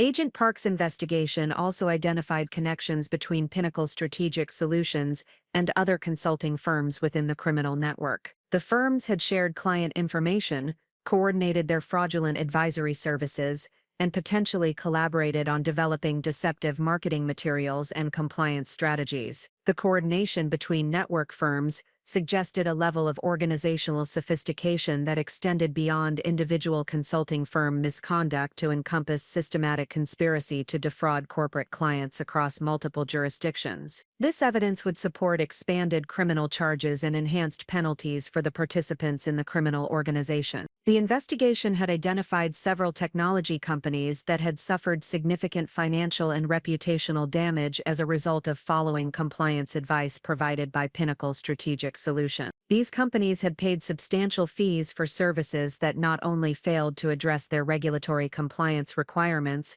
but actually exacerbated their legal exposure during federal investigation. One particularly egregious case involved a social media company that had paid Pinnacle Strategic Solutions more than $3 million for advice regarding Federal Trade Commission privacy enforcement action. The firm's recommendations had directly contradicted established FTC guidance and had resulted in additional penalties and operational restrictions that could have been avoided through competent legal counsel. The social media company case provided compelling evidence of the systematic nature of Pinnacle Strategic Solutions' fraudulent practices and the substantial harm caused to clients who relied on their purported expertise. The evidence would support both criminal charges and civil enforcement actions designed to recover damages for affected companies and prevent continued fraudulent operation. Agent Park's investigation had also revealed evidence of potential money laundering and tax evasion schemes designed to conceal the profits from Pinnacle Strategic Solutions' fraudulent activity. The firm had established complex financial structures involving offshore entities and cryptocurrency transactions that obscured the true sources and destinations of their revenue. The financial complexity required coordination with Treasury Department specialists and Internal Revenue Service investigators who possessed expertise in sophisticated money laundering schemes and international financial transactions. These partnerships provided access to analytical tools and investigative capabilities that were essential for understanding the full scope of the financial crime. The investigation had reached a point where coordination with federal prosecutors was necessary to determine the appropriate timing and scope of enforcement action. The evidence supported multiple criminal charges including fraud, conspiracy, money laundering, and tax evasion, but the complexity of the case required careful coordination to ensure successful prosecution. United States Attorney Patricia Johnson for the District of Arizona was assigned to oversee the prosecutorial aspects of the Pinnacle Strategic Solutions investigation. Attorney Johnson had extensive experience with complex financial fraud cases and understood the analytical and coordination requirements necessary for successful prosecution of sophisticated criminal organizations. The prosecutorial review confirmed that the evidence supported comprehensive criminal charges against Pinnacle Strategic Solutions and several individual defendants associated with the firm's operation. However, the timing of enforcement actions required careful consideration of ongoing investigative activities and the need to preserve evidence while preventing destruction of documents or flight by potential defendants. Attorney Johnson's analysis suggested that the optimal enforcement strategy would involve coordinated arrests and searches across multiple locations, with simultaneous actions against all identified participants in the criminal network. This approach would prevent coordination between defendants and maximize the preservation of evidence necessary for successful prosecutions. The coordination of enforcement actions across multiple jurisdictions required extensive planning and resource allocation. The FBI would need to deploy teams of agents and forensic specialists to execute simultaneous searches at consulting firm offices, individual residences, and financial institutions where evidence might be located. The operational planning for the enforcement phase included consideration of media attention and public relations implications. The case involved prominent consulting firms and technology company clients that would likely generate significant press coverage and public interest in the investigative outcome. The National Financial Crime Center's public affairs coordination ensured that enforcement actions would be accompanied by appropriate communications that explained the significance of the criminal charges while preserving the integrity of ongoing prosecutorial proceedings. The public communications would need to balance transparency with operational security and prosecutorial effectiveness. During the final planning phase for enforcement actions, I maintained the enhanced oversight protocols that had been established during the ethical review process. All investigative decisions related to Pinnacle Strategic Solutions were reviewed by the assigned independent supervisor and documented according to the established accountability procedure. The independent oversight had actually enhanced the quality and rigor of the investigative work by creating additional layers of review and analysis. The enhanced documentation requirements had resulted in more comprehensive evidence development and stronger case preparation that would support successful prosecution. Assistant Director Williams, provided regular briefings to FBI leadership regarding the progress of the Pinnacle Strategic Solutions investigation and the effectiveness of the ethical oversight framework. These briefings confirmed that the enhanced procedures had successfully addressed potential conflicts while preserving operational effectiveness and analytical capability. The investigation had demonstrated the effectiveness of the analytical approaches and coordination capabilities that the National Financial Crime Center had developed for addressing complex financial crime. The sophisticated techniques required for documenting systematic fraud and international money laundering had proven successful in developing comprehensive evidence against a criminal organization of unprecedented complexity. The imminent enforcement phase would test whether the investigative foundation could support successful prosecutions and significant disruption of the consulting firm fraud network. The case represented one of the most significant financial crime investigations in the FBI's history and would establish important precedents for addressing similar criminal schemes in the future. The personal dimensions of the investigation remained carefully managed through the ethical oversight framework, but the approaching enforcement actions would inevitably create situations where my professional responsibilities would intersect with family relationships in unprecedented ways. The resolution of these challenges would require continued adherence to the highest standards of professional integrity while managing complex personal dynamics. The foundation established through years of analytical expertise and strategic leadership had prepared me for the most challenging phase of my career. The investigation would test not only my professional capabilities, but also my ability to maintain ethical standards and personal relationships during a period of extraordinary professional and personal complexity. The enforcement phase of Operation Clean Advice commenced at precisely 6 o'clock on a Tuesday morning, with coordinated actions across 12 cities and 3 countries, designed to dismantle the consulting firm fraud network while preserving crucial evidence and preventing the destruction of documents. The operational complexity required deployment of more than 200 federal agents, forensic specialists, and support personnel in what represented one of the most comprehensive financial crime enforcement actions in recent FBI history. The Phoenix office operations were supervised by Assistant Special Agent in Charge Michael Rodriguez, who coordinated the simultaneous execution of search warrants at Pinnacle Strategic Solutions headquarters, 3 satellite offices, and the residences of senior company executives. The timing and coordination of these actions were critical for preventing communication between targets and ensuring comprehensive evidence preservation. The search of Pinnacle Strategic Solutions headquarters began with the presentation of federal search warrants to building security personnel and the establishment of perimeter control to prevent unauthorized access or departure from the premises. The search teams included specialized forensic accountants, computer specialists, and document analysis experts who possessed the technical capabilities necessary for processing complex financial and electronic evidence. The initial entry into Pinnacle Strategic Solutions revealed a sophisticated corporate environment that projected an image of regulatory compliance expertise and professional competence. The offices featured extensive law libraries, regulatory reference materials, and technology systems that appeared to support the firm's claims of specialized knowledge in federal compliance requirements. However, the systematic search and analysis of company documents revealed a stark contrast between the firm's public presentation and their actual capabilities and practices. The evidence uncovered during the search documented systematic misrepresentation of expertise,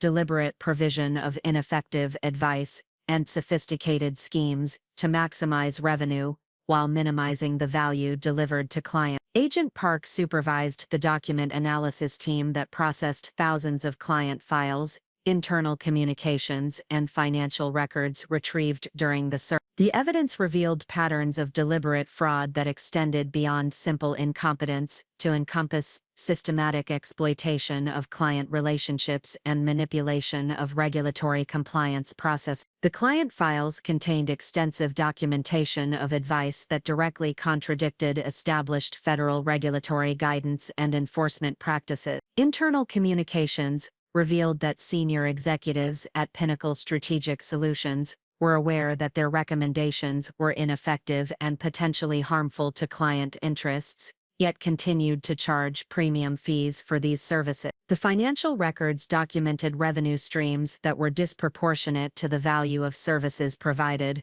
with evidence of systematic overcharging and extension of client engagements through unnecessary and counterproductive compliance procedures. The firm had generated more than $40 million in revenue during the previous 3 years through these fraudulent practices. The computer forensics team uncovered electronic communications that provided insight into the coordination between Pinnacle Strategic Solutions and other firms within the criminal network. These communications revealed sharing of client information, coordination of fraudulent advisory services, and collaboration on developing deceptive marketing materials designed to exploit corporate compliance concerns. The electronic evidence also revealed sophisticated money laundering schemes designed to conceal the profits from fraudulent activities. Pinnacle Strategic Solutions had established complex financial structures involving offshore entities, cryptocurrency transactions,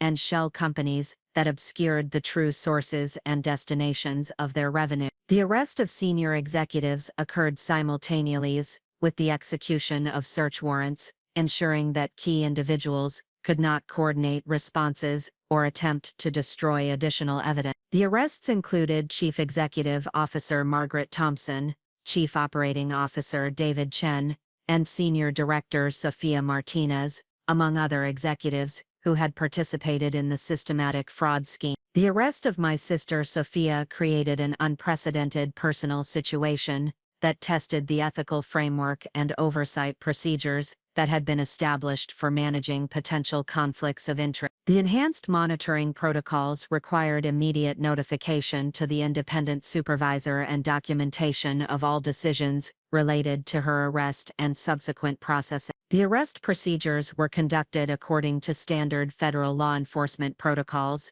with no special considerations or modifications based on family relationships. Sophia was processed through the same detention and arraignment procedures as other defendants, ensuring equal treatment under the law while maintaining the integrity of the enforcement action. The independent supervisor confirmed that all enforcement decisions related to Sophia's arrest were based solely on legitimate law enforcement considerations and supported by comprehensive evidence of her participation in the criminal conspiracy. The enhanced oversight procedures had successfully prevented any inappropriate considerations from affecting the investigation or enforcement action. The media attention generated by the enforcement actions was extensive, with significant coverage from national news organizations and financial industry publications. The case represented one of the largest consulting firm fraud investigations in federal law enforcement history and had implications for regulatory compliance practices across multiple industries. The press conference conducted by United States Attorney Johnson emphasized the significance of the criminal charges and the comprehensive nature of the evidence supporting the prosecution. The announcement highlighted the sophisticated analytical techniques that had been employed to identify and document the criminal conspiracy while protecting the interests of affected corporate clients. The public communications carefully avoided any mention of personal relationships between law enforcement personnel and defendants,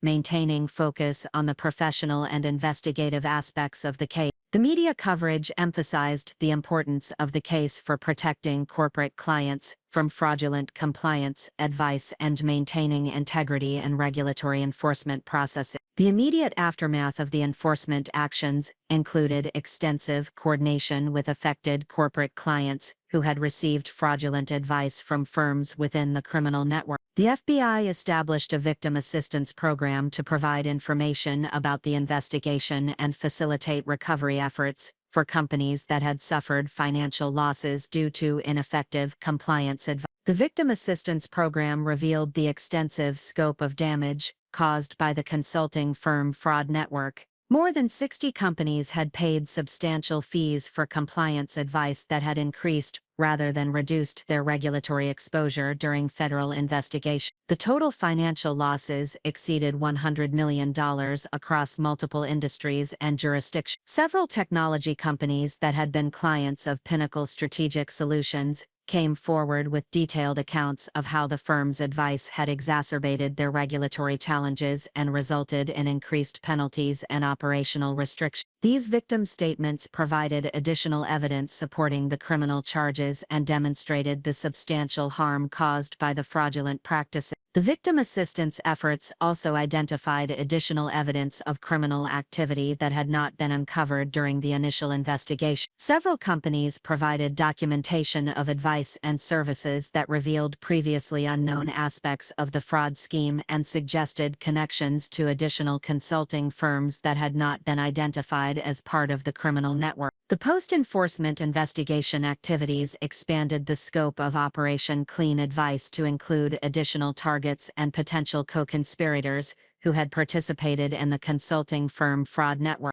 The evidence revealed that the criminal organization was more extensive than initially suspected, with connections to firms in additional geographic regions and industry sectors. The arraignment proceedings for defendants arrested during the enforcement actions were conducted in federal courts across multiple jurisdictions, with charges including conspiracy, fraud, money laundering, and tax evasion. The complexity of the case required coordination between federal prosecutors in different districts to ensure consistent legal strategies and avoid conflicting approaches to similar charges. Sophia's arraignment was conducted in the United States District Court for the District of Arizona, where she was represented by private counsel and entered a plea of not guilty to all charges. The arraignment proceedings were conducted according to standard federal criminal procedures, with no special considerations based on family relationships with law enforcement personnel. The federal magistrate judge set bail conditions that included surrender of passport,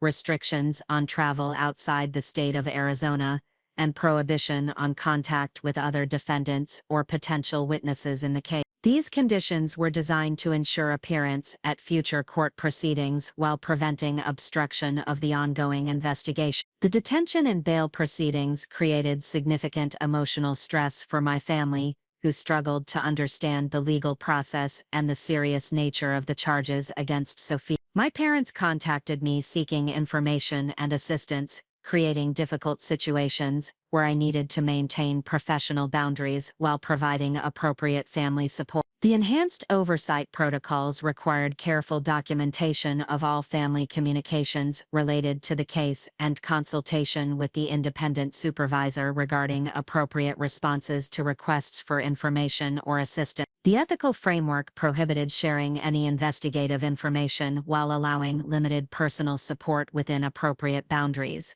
The family dynamics became increasingly strained as the reality of Sophia's legal situation became apparent. My parents expressed confusion about how Sophia's successful corporate career could be connected to criminal activity, and they struggled to understand the distinction between legitimate consulting services and the fraudulent practices documented in the investigation. The emotional impact on my family was compounded by media coverage that identified Sophia as a defendant in a major federal fraud case. The publicity affected not only Sophia's professional reputation, but also created social and professional challenges for other family members who were associated with someone facing serious criminal charges. The coordination of ongoing investigative activities required careful management of the expanded case scope while maintaining focus on the original objectives of Operation Clean Advice. The additional evidence and targets identified through the enforcement actions and victim assistance program created opportunities for comprehensive dismantling of the consulting firm fraud network. The analytical work required for processing the massive volume of evidence seized during the enforcement actions tested the capabilities of the National Financial Crime Center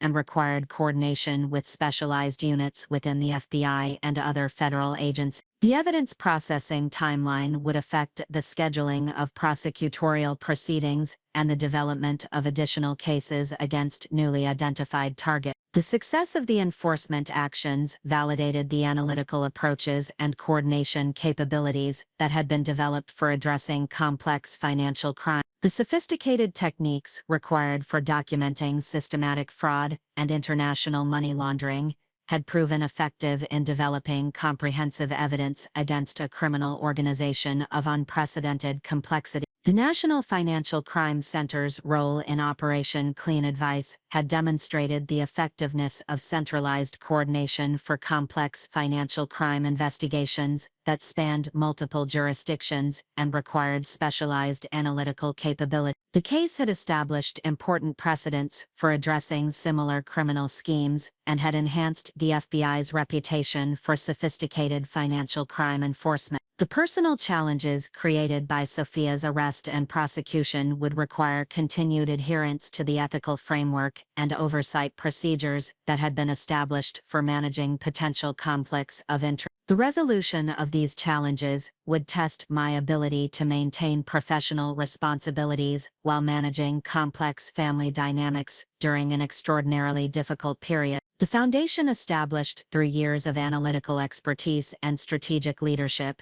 had prepared me for the most challenging aspects of federal law enforcement work. However, the intersection of professional achievements with personal relationships created unprecedented situations that would require careful navigation of ethical responsibilities and family obligations. The enforcement phase of Operation Clean Advice had achieved its operational objectives while creating complex personal situations that would require resolution through continued adherence to professional standards and ethical principles. The ultimate success of the case would depend not only on successful prosecutions, but also on maintaining the integrity and objectivity that were essential for public confidence in federal law enforcement. The federal prosecution of the consulting firm Fraud Network proceeded through complex legal proceedings that tested every aspect of the analytical foundation and investigative coordination that had characterized Operation Clean Advice. The case represented one of the most sophisticated financial crime prosecutions in recent federal court history, require extensive coordination between multiple United States attorney offices and specialized expertise in regulatory compliance, fraud. United States Attorney Patricia Johnson assembled a prosecutorial team that included specialists in financial fraud, conspiracy law, and international money laundering to address the multifaceted nature of the criminal charges. The prosecutorial strategy required careful sequencing of evidence presentation and coordination of plea negotiations to maximize the effectiveness of the overall case while ensuring successful outcomes against all defendants. The complexity of the evidence required extensive preparation for presenting technical financial analysis and regulatory compliance concepts to federal judges and juries who might lack specialized knowledge in these areas. The prosecutorial team worked closely with FBI analysts to develop presentation materials that could effectively communicate the sophisticated nature of the fraud scheme while maintaining accessibility for legal proceedings. My role during the prosecution phase involved providing expert testimony regarding the analytical techniques that had been employed to identify and document the criminal conspiracy. The testimony required careful preparation to ensure that technical investigative methods could be clearly explained while supporting the legal theories underlying the criminal charges. The preparation for expert testimony involved extensive consultation with federal prosecutors regarding the most effective approaches for presenting complex analytical findings in court proceedings. The challenge involved maintaining the technical accuracy necessary for supporting criminal convictions, while ensuring that the testimony remained accessible to judges and juries without specialized financial crime expertise. The first major proceeding involved a detention hearing for Margaret Thompson, the chief executive officer of Pinnacle Strategic Solutions, who had been identified as a principal organizer of the criminal conspiracy. The prosecution argued that Thompson posed a flight risk and a danger to the community based on the sophisticated nature of the fraud scheme and the extensive financial resources available through criminal proceeds. The detention hearing provided the first opportunity for public presentation of the evidence against Pinnacle Strategic Solutions and the broader consulting firm network. The prosecution presented detailed documentation of the systematic fraud scheme and the substantial financial losses suffered by corporate victims who had relied on ineffective compliance advice. The federal magistrate judge granted the prosecution's detention motion based on the compelling evidence of criminal activity and the risk that Thompson might attempt to flee or obstruct the ongoing investigation. The detention order established an important precedent for the prosecution's strategy and demonstrated the strength of the evidence supporting the criminal charges. Media coverage of the detention hearing generated significant attention within the regulatory compliance industry and among corporate clients who had worked with consulting firms within the criminal network. The publicity increased awareness of the investigation and led to additional victims coming forward with evidence of fraudulent consulting services. The expanding victim base provided additional evidence supporting the prosecution while demonstrating the extensive scope of damage caused by the consulting firm fraud network. The FBI Victim Assistance Program processed more than 100 formal complaints from companies that had suffered financial losses due to ineffective compliance advice provided by firms within the criminal conspiracy. Victim statements revealed patterns of systematic fraud that extended beyond the initial scope of the investigation to include additional consulting firms and geographic regions. The evidence suggested that the criminal network had operated with even greater sophistication and coordination than originally suspected, requiring expanded investigative efforts and additional prosecutorial resources. The plea negotiation process began with discussions involving lower-level defendants who had participated in the fraud scheme but were not principal organizers of the criminal conspiracy. The prosecution strategy involved securing cooperation from these defendants to strengthen the evidence against senior executives and organizational leaders who had directed the fraudulent activity. The first significant cooperation agreement was reached with a former Pinnacle Strategic Solutions manager who provided detailed testimony regarding the internal operations of the firm and the deliberate nature of the fraudulent advice provided to corporate clients. The cooperation testimony included documentation of internal communications and decision-making processes that demonstrated awareness of the ineffective nature of compliance recommendations. The cooperation agreement provided crucial evidence regarding the systematic nature of the fraud scheme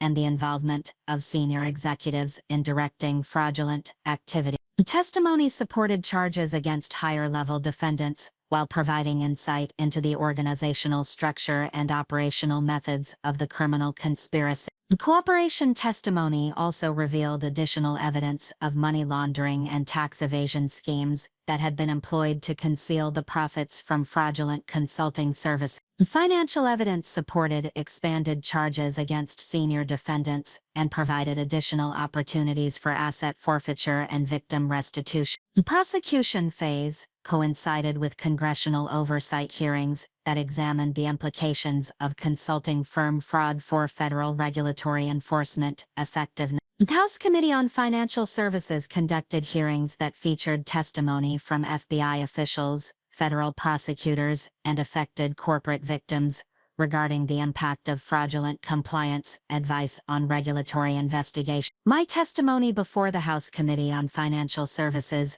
provided an opportunity to explain the analytical techniques that had been employed to identify and document the consulting firm fraud network. The testimony emphasized the importance of sophisticated investigative approaches for addressing complex financial crimes and the need for continued investment in specialized analytical capabilities. The congressional testimony also addressed the broader implications of consulting firm fraud for regulatory compliance industry standards and oversight mechanisms. The hearing explored potential legislative and regulatory responses that could prevent similar fraud schemes while protecting legitimate consulting services that provided genuine value to corporate clients.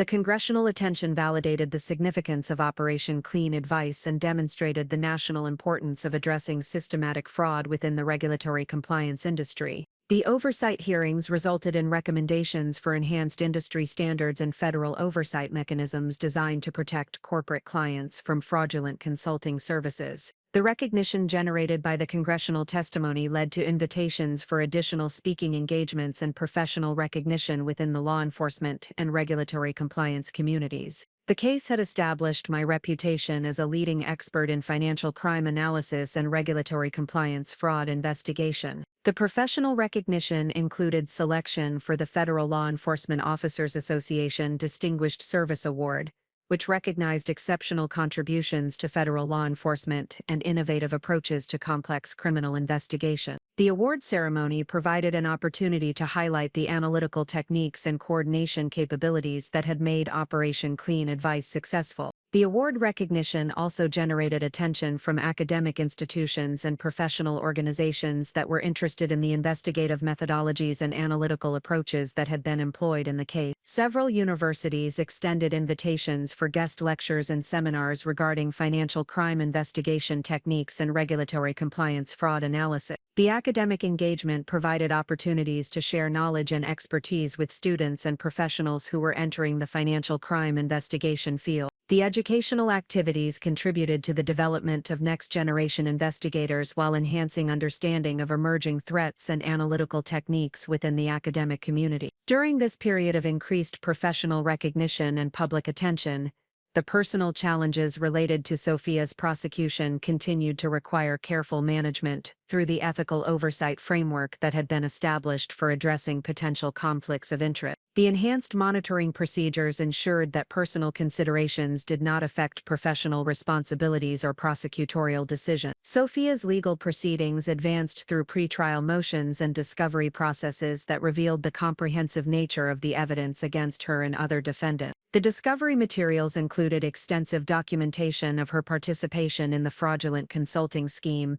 and her awareness of the ineffective nature of advice provided to corporate clients. The legal proceedings created significant emotional stress for my family, who struggled to understand the serious nature of the charges and the potential consequences of criminal conviction. My parents continued to express confusion about how Sophia's apparently successful corporate career could be connected to systematic criminal activity. The family dynamics were further complicated by media coverage that identified Sophia as a defendant in a high-profile federal fraud case. The publicity affected professional and social relationships for family members and created additional stress during an already difficult period of legal uncertainty and financial hardship. The ethical oversight framework required careful documentation of all family interactions related to the case and consultation with the independent supervisor regarding appropriate boundaries for personal support, while maintaining professional responsibility. The framework prohibited sharing investigative information while allowing limited emotional support within appropriate parameters. The personal challenges were balanced by continued professional success and recognition for the innovative investigative approaches that had made Operation Clean Advice successful. The case had demonstrated the effectiveness of analytical techniques and coordination capabilities that could be applied to similar complex financial crime investigations. The National Financial Crime Center received additional funding and resources based on the success of Operation Clean Advice and the demonstrated need for specialized capabilities in addressing sophisticated financial crime. The enhanced resources would support expanded operations and development of additional analytical tools for addressing emerging threats. The organizational recognition included proposals for expanding the National Financial Crime Center's role in coordinating complex financial crime investigations and developing national policy recommendations for addressing emerging threats in the regulatory compliance industry. The expanded responsibilities would position the center as a leading authority in financial crime enforcement and prevention. The professional advancement opportunities included consideration for promotion to assistant director level positions that would provide broader organizational responsibilities and influence over national law enforcement policy.